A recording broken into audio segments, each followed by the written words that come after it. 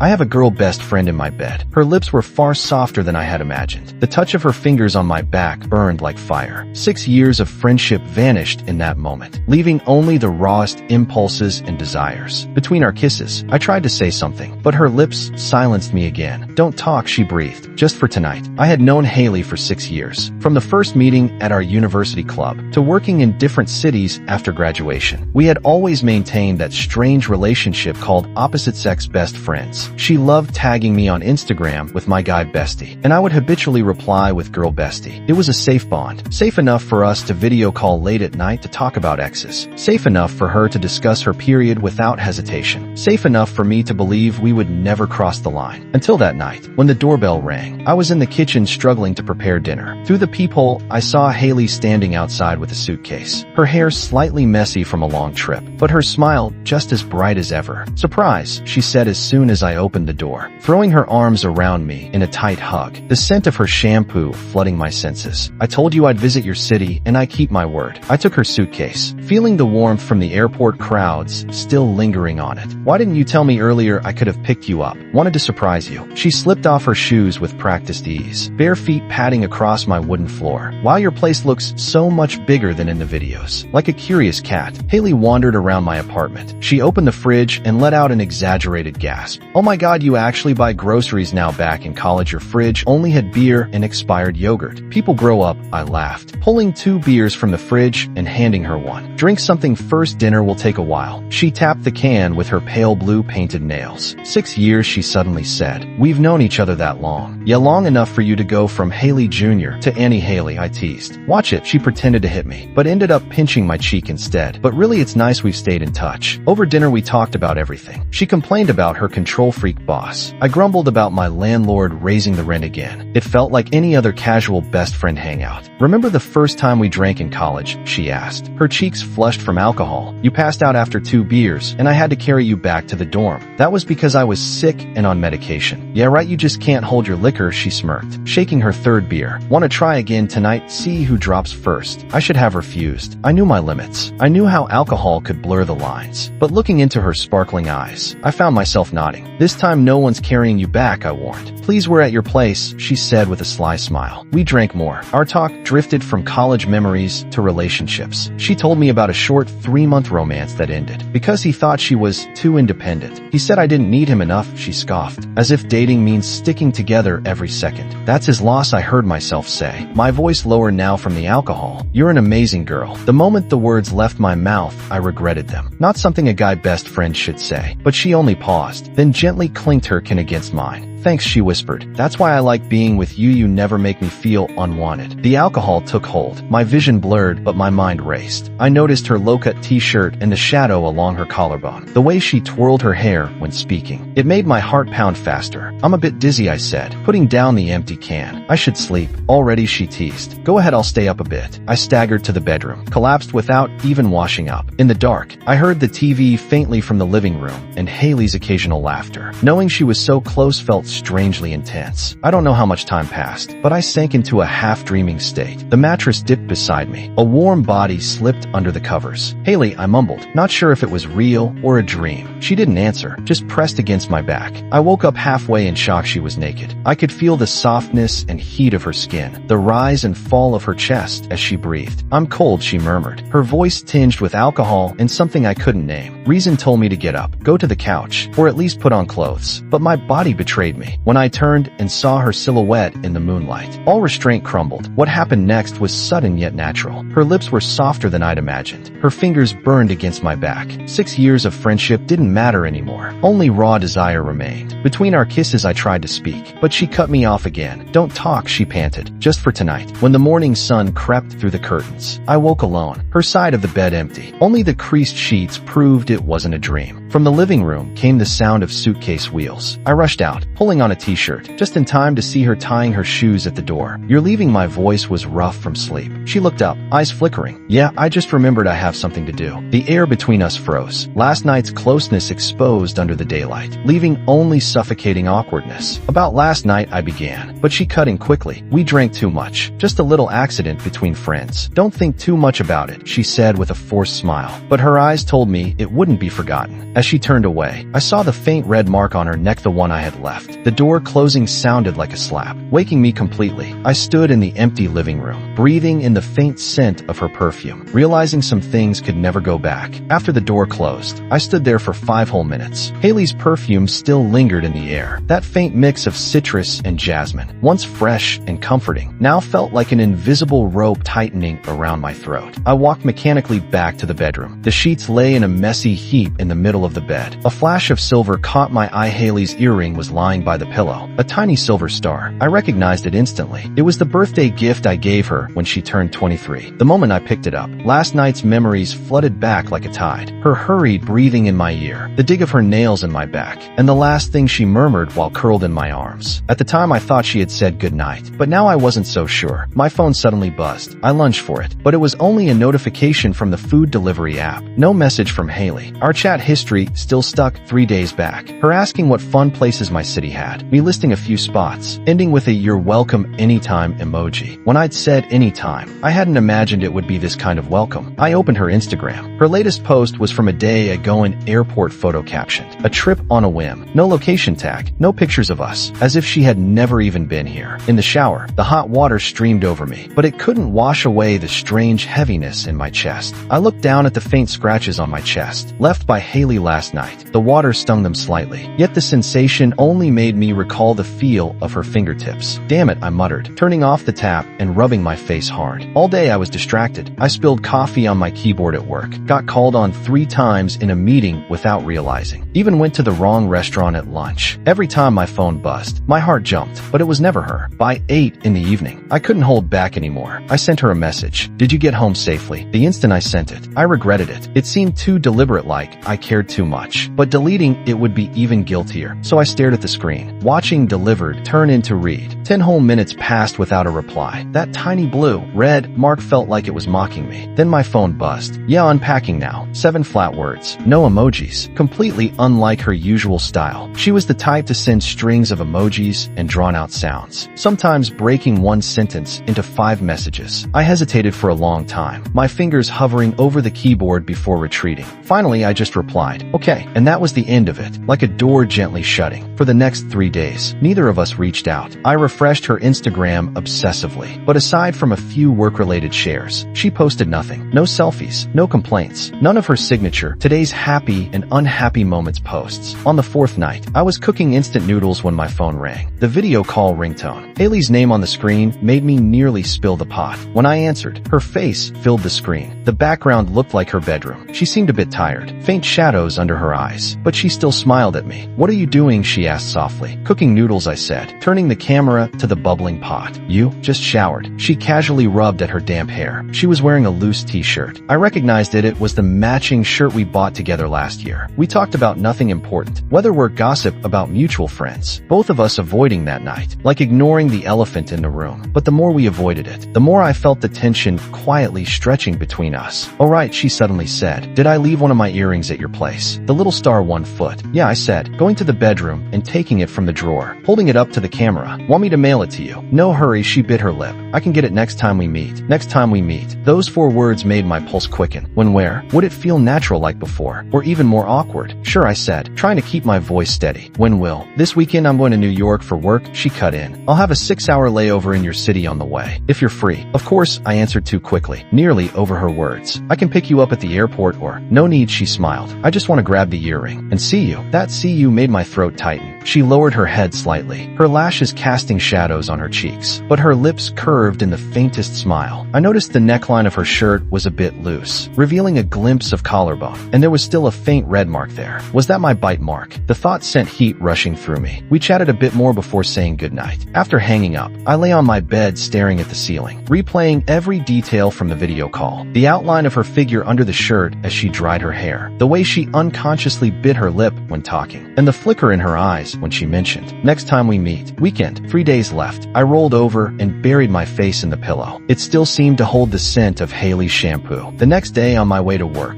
I got off the subway 2 stops early without thinking and walked into a mall I had never visited before. I lingered in front of the perfume counter for 20 minutes before buying a bottle exactly like the one Haley used. "Gift for your girlfriend?" the saleswoman asked with a smile. "No," I denied instinctively, then corrected myself. "Well, sort of." When I got home, I sprayed it into the air. The citrus and jasmine scent instantly filled the room. For a moment, it felt like Haley was right beside me. That realization left me both thrilled and ashamed, like a teenage boy secretly keeping something that belonged to his crush. Friday night, I cleaned the apartment from top to bottom, changed to new sheets, even bought the mango-scented shower gel she liked. Reason told me it was far too deliberate, but my body moved on its own, making all these preparations. Saturday noon, I arrived at the airport 2 hours early. Standing at the arrivals gate, I kept adjusting my collar, checking my phone for any message from her. By the time the announcement came that her flight had landed, my palms were already damp with sweat. The crowd began streaming out. I craned my neck searching for that familiar figure. Then I saw her in the crowd. Haley in simple jeans and a white shirt, her hair tied back in a ponytail, looking more alive and real than in any video call. When she saw me, she froze for a second, then walked over slowly, a small curve lifting the corners of her mouth.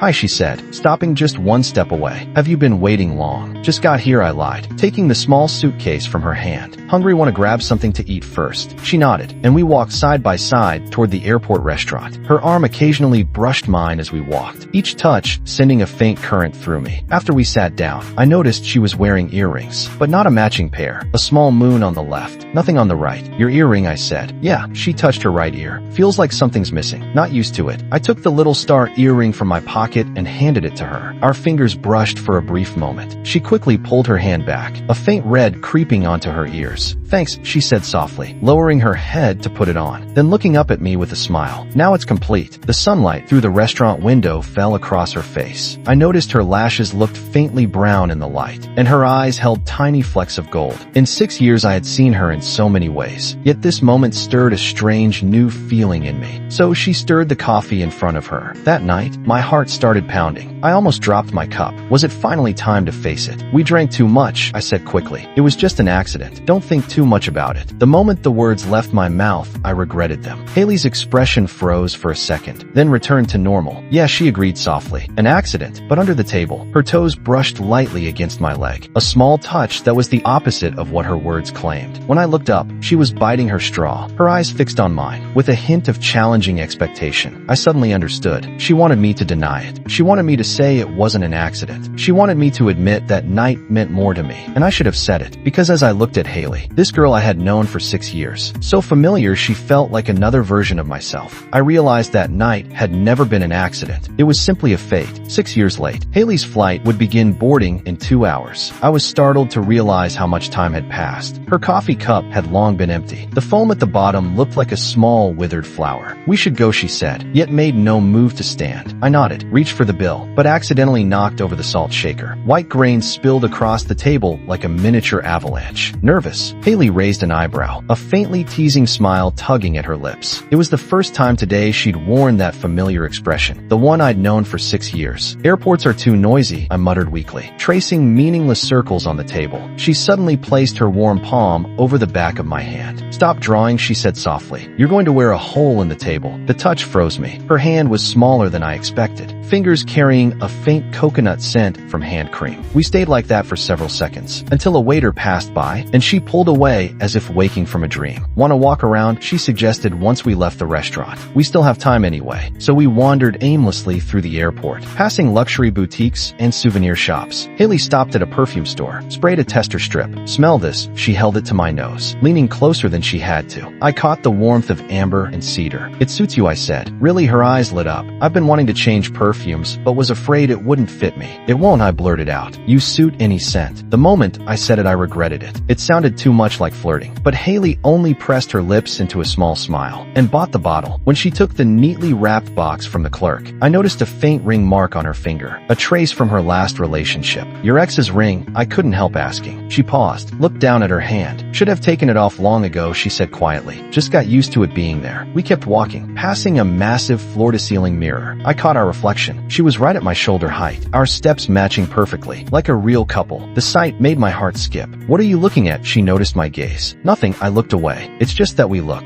like a couple," she said it for me, then laughed. 6 years already. Someone should have mistaken us for a couple by now. Her words carried an emotion I couldn't quite read. Regret, or a hint of something else. We reached a quiet corner, sat on a bench facing the tarmac. Outside the huge glass window, planes rose and landed in a silent film. "Remember in college we said we'd travel together?" she asked suddenly. "To that place with the northern lights." "Norway," I answered instantly. "You said you wanted to lie in the snow and watch the aurora. You still remember?" Her voice softened. "Why didn't we ever go?" "Because we had other partners. Because of work. Because life always found excuses. But the real reason we both knew. We were afraid a trip alone would change this safe friendship." "Next time," I said. "Just the two of us." It was like flipping a switch. Haley turned to look at me, her eyes startlingly bright. "Seriously, of course." Courage flooded me. "As long as you want to." She didn't answer right away. Instead rested her head on my shoulder. The scent of her shampoo mixed with her new perfume. A pure Haley fragrance. "Am I heavy?" she asked softly. "Light as a feather," I said, though I felt every inch of her weight and the rise and fall of her breathing. We sat there, watching plane after plane. For a moment, I wished time could stop, or that her flight would never board. But the announcement came anyway. "Passengers to New York, please proceed." Haley straightened, fixed her hair. "We should go," she said, yet still didn't move. "I'll walk you to security." I stood, reached for her bag, but accidentally took her hand instead. We both froze, neither letting go. Finally, she gave a small squeeze before releasing me. "Let's go," she said, her voice a little hoarse. On the way, our hands brushed now and then. A game of testing and silent understanding. The security line was long, curving like a giant snake. "This is far enough." She stopped at the end of the line, turned to face me. I realized this was the first time in 6 years we were saying goodbye like this. No rushed into a video call. No silly emoji over WhatsApp. "Safe travels," I said, my voice sounding strange to my own ears. She nodded, biting her lower lip. Sunlight poured through the glass behind her, gilding her in gold, her lashes casting small shadows on her face. I suddenly noticed a tiny beauty mark near her eye. How had I never seen it before? "About that night," she began, fingers playing with the edge of her boarding pass. My heartbeat slammed in my ears. The crowd noise faded. Only her voice remained. "I don't think it was an accident," she said at last, her voice soft but unwavering. "At least not for me." The words dropped into me like a stone into still water, ripples spreading everywhere. I wanted to speak, but every word stuck in my throat. "You don't have to answer now," she smiled. Fixed my collar, the gesture far too intimate for friends. "Tell me when you're sure." Then she did something I never expected. Rose on her toes, kissed my cheek. A fleeting touch, yet it sent electricity through me. "Goodbye, best friend." She stepped back, mischief glinting in her eyes, then turned and melted into the line. I stood there, watching her go until she vanished around the corner. The spot on my cheek burned like a brand. I touched it, catching the faint scent of her perfume. On the subway home, I kept absent-mindedly touching my face. My phone buzzed. A message from Haley. "Boarding now. P.S. I saw your stupid face when I looked back." I laughed out loud. Replied, "Whose fault?" "Yours," she replied instantly. "Took you 6 years to let me kiss you, stingy." My heart skipped. Was that flirting? Or just a joke between close friends? The line blurred. Back home, the apartment felt oppressively quiet. My gaze drifted to the bed we'd once shared for a night. Now I wondered, when she'd slipped into my bed, was it really just because she was cold? Another message came. A selfie from the plane. She wore headphones. The small window behind her. The caption read, "The star earring matches my outfit today, right?" I zoomed in. She was indeed wearing the pair I'd given her. They glittered in the sunlight. Her collar was slightly open. The mark on her collarbone almost faded, but I knew it had been there. "Beautiful," I replied, then added, "More beautiful than the aurora." She sent a smile emoji. Then, "Remember you promised to take me to see it." No backing out. "Never," I typed, fingers trembling. "I'll be waiting. Wait for me," was her last message before takeoff. I set my phone down, walked to the window. Night had fallen. City lights sparkled like stars. Somewhere out there, a plane carrying Haley was crossing the dark sky. 6 years of friendship had shifted in a single day. Strangely, I felt no panic, only relief, like finally admitting a long-hidden truth. That truth was,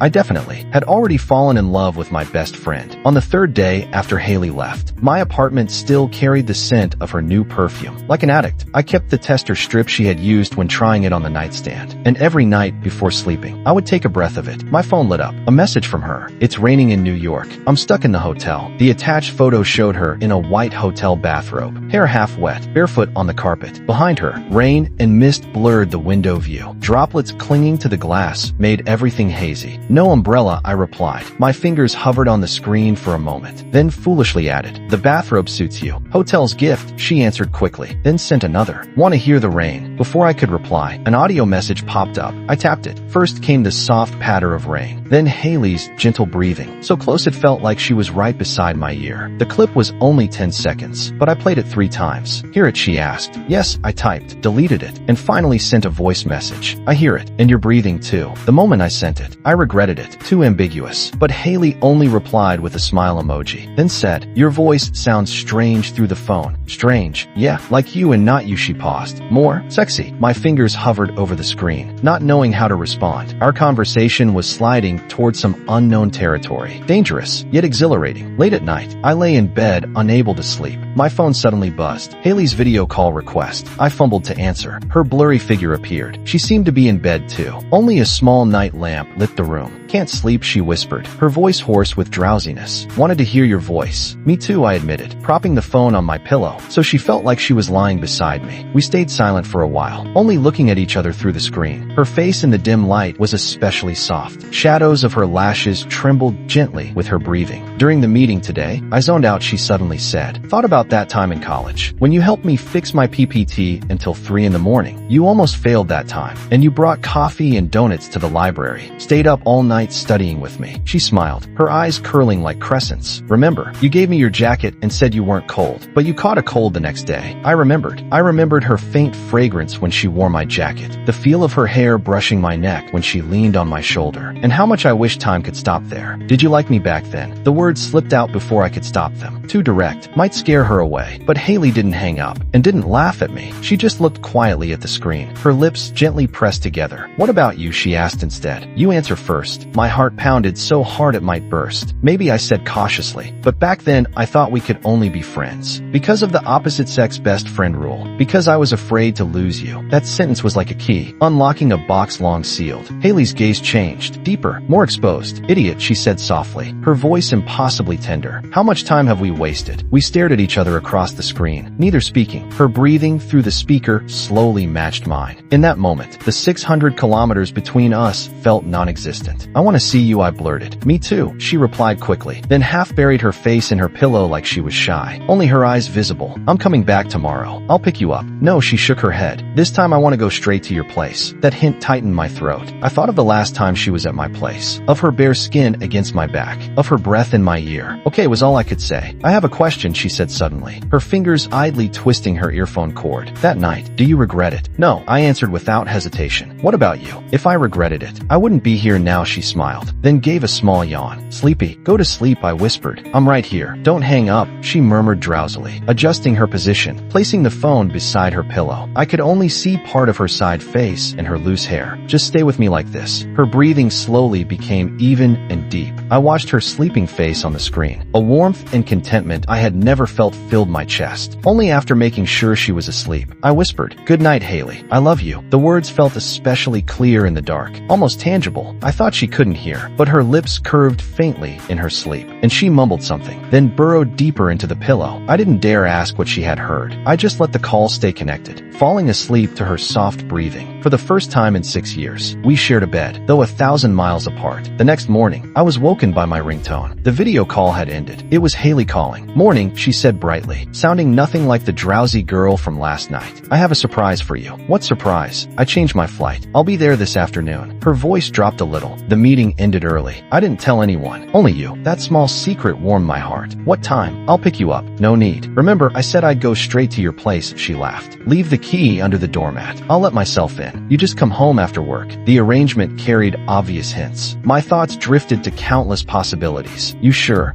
Her voice softened suddenly. "I want to cook for you. Then we can talk." Talk. The word was both exciting and unsettling. Talk about what? Our relationship. That night. The future. Okay, I agreed. Then suddenly noticed the time. "Crap, I'm going to be late." "Go," she laughed. "See you tonight." "Oh, wear that dark blue shirt. I like that one foot." She remembered the details in my wardrobe. That realization surprised me and warmed me at the same time. After hanging up, I stood in front of the mirror, adjusting my shirt collar, realizing I was smiling like an idiot. The entire entire workday became impossible to focus on. I kept imagining Haley inside my apartment. What would she wear? What dish would she make? How would she welcome me home? Every image made my heartbeat race. When it was finally time to leave work, I almost ran toward the subway. Passing a flower shop on the way, I found myself walking in, choosing a small bouquet of white baby's breath. Not ostentatious, but special enough, just like our relationship. Standing at my door, my hands trembled slightly from nervousness. The keys were no longer under the doormat. Proof Haley was already inside. I took a deep breath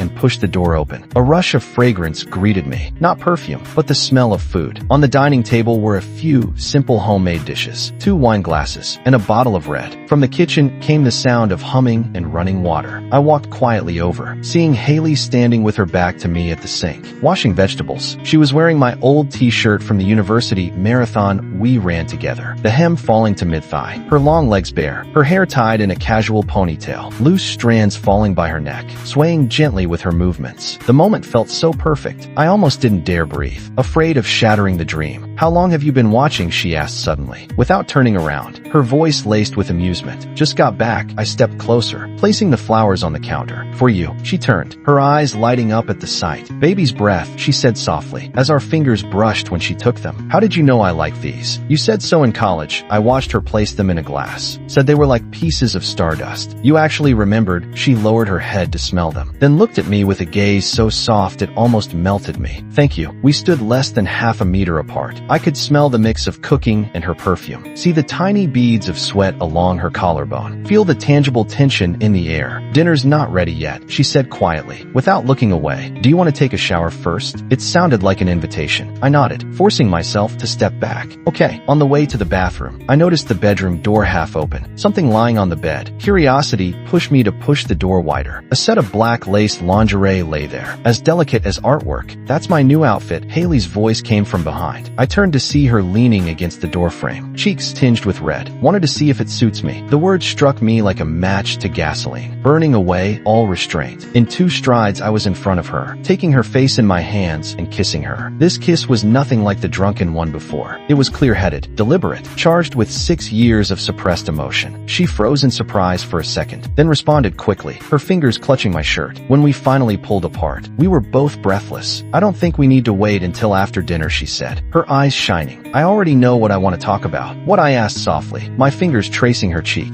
"This," she whispered in my ear on tiptoe. "I want to be with you, not as your best friend, but as your girl." The words struck like lightning. 6 years of waiting, of restraint, of quiet longing, finally answered. "I thought you'd never say it." I held her tightly, savoring the reality of her in my arms. "Me too." She buried her face against my chest. "Good thing I got drunk that night." "Good thing I did too." We both laughed and kissed again, this time with no alcohol, no excuses, only 2 hearts finally finding each other. Morning light filtered through the half-open curtains, drawing a golden line on the floor. I woke to the weight in my arms. Haley curled against me, her hair spread on the pillow like ink wash, breathing slow and steady. Memories of last night rushed in, kissing in the kitchen, stumbling to the bedroom, more awake and more passionate than the first time. No alcohol as cover, only 2 honest hearts. Haley stirred, her lashes fluttered, then her eyes opened. She looked at me, surprised for a second, then smiled sleepily. "Morning," her voice husky and soft from sleep. "Not a dream." "Not a dream." I brushed her hair aside, my fingertips lingering on her cheek. "Does it hurt?" She knew what I meant, her face flushing slightly as she shook her head. "And you? Any regrets?" "Regret not doing this sooner." I kissed her forehead, breathing in the scent of our mingled warmth. We stayed in bed until noon, like 2 students skipping class. Haley insisted on finishing the dinner we never ate last night, so we busied ourselves in the kitchen in our pajamas. If me holding her from behind while she cooked counted as busy. "The eggs are burning," I murmured against her ear. "You're distracting me," she teased, leaning back into my arms. After eating, we curled up on the couch to watch an old movie, neither of us paying attention to the plot. Her fingers twined with mine, sometimes lifting them to study, as if holding hands was an art form worth examining. "It's strange," she said softly. "We used to sit like this all the time, but it feels completely different now. Because now we can do this." I kissed her, feeling her shiver beneath my lips. And this her hand slid under my t-shirt, fingertips tracing circles at my waist. We explored each other like new lands, greedy for every inch. 6 years of friendship gave our intimacy a foundation, both familiar and thrilling, safe and electric. When the weekend ended, we had to face reality. Haley's job was in another city, I could quit, she said suddenly at the station. Move in with you. The thought made my heart race. But reason one. Let's wait. I squeezed her hand. Try long distance first. Long distance, she repeated the words, smiling. From best friends to long-distance lovers, we really picked the hardest mode. On the platform, we said a reluctant goodbye. Haley wearing my marathon t-shirt, tucked into her jeans, saying she'd take it home as sleepwear. Remember video calls, she stood on tiptoe to kiss me. Every night, every minute if you want, I held her tight, savoring her warmth and weight in my arms. And so we began our official relationship. Though on Instagram, we had long been an obvious couple, when we announced it online, the likes and comments still poured in. Long distance was both easier and harder than expected. Easier because we were used to talking from afar. Harder because every parting now came with kisses and longing. We took turns visiting each other's city every weekend, our suitcases always carrying the other's clothes. 3 months later, on a Friday, Haley suddenly appeared downstairs at my office, dragging a small suitcase. Surprise. She jumped up and wrapped her arms around my neck. I quit my job. It turned out she had secretly arranged everything, resigned from her position, given up her apartment, and mailed most of her belongings to my place. Looking at her face glowing with excitement, I knew this was not an impulsive move, but a carefully thought-out decision. Are you sure? I cupped her face in my hands. Giving up so much for me. Not for you. She corrected me. For us. And she winked playfully. I found a better job here. That night, we put her things into my apartment. Now our apartment. When she placed her toothbrush in my cup, I suddenly felt a strange sense of completeness. Living together was like a never-ending honeymoon. We discovered each other's little habits. She liked singing in the shower. I always forgot to close cabinet doors. She insisted weekend breakfast should be brunch, and I had collected a cupboard full of unusual tea bags. These details were not flaws, but reasons to love each other even more. One ordinary evening, we were curled up on the couch watching a boring TV show. Haley suddenly said, "You know, when I was packing, I found my college diary. Did it have anything about me?" I asked casually, my fingers playing with her hair. "Yes." Her voice softened. "I wrote about how much I liked watching you play basketball, the way you looked from the side. I wrote about how jealous I was of your girlfriend back then." I froze and looked down at her. Her eyes glimmered in the dim light. How much time we wasted. I repeated her old words, kissing the top of her head. We didn't waste anything. She tilted her head to look at me. If we had started dating right away, we might have broken up long ago. It's those 6 years of friendship that made us unbreakable. She was right. Our relationship was built on a foundation of deep friendship, stronger and more intimate than most romances. We knew each other's worst sides and still chose to love. 1 year later, on Christmas, I took Haley to Norway. We lay in the snow waiting for the aurora, just as she had once said she wanted in college. When the green ribbons of light began to dance in the night sky, I knelt on one knee and pulled out the ring I had prepared. "Haley, my best friend, my love." My voice trembled in the cold air. "Will you be my wife?" Her answer was a kiss, laced with snow and tears. At the wedding, when we danced our first dance, she whispered in my ear, "Remember our first night sharing a bed? You were so tense your whole body went stiff. That's because a certain troublemaker crawled under my blanket in the middle of the night." I teased, pulling her waist closer. "Do you regret it?" she asked, just as she had that night. My answer was the same as back then. Never. Now, on our bedside table, there are 2 photo frames. One holds our wedding photo, the other a picture from college. Back then we were just opposite-sex best friends, yet already stood so close, smiling so sweetly. Sometimes I wake in the middle of the night, look at her sleeping beside me, and think of the night that changed everything. A bottle of wine, a bed, and 6 years of buried feelings. That finally turned us from best friends into lovers for life. And every morning, when I open my eyes to see her sleeping peacefully in my arms, I know this was the best decision I have ever made. From best friend to the rest of my life. The end. If you like Kitten's story, please follow and like it. Updated every morning at 9 a.m.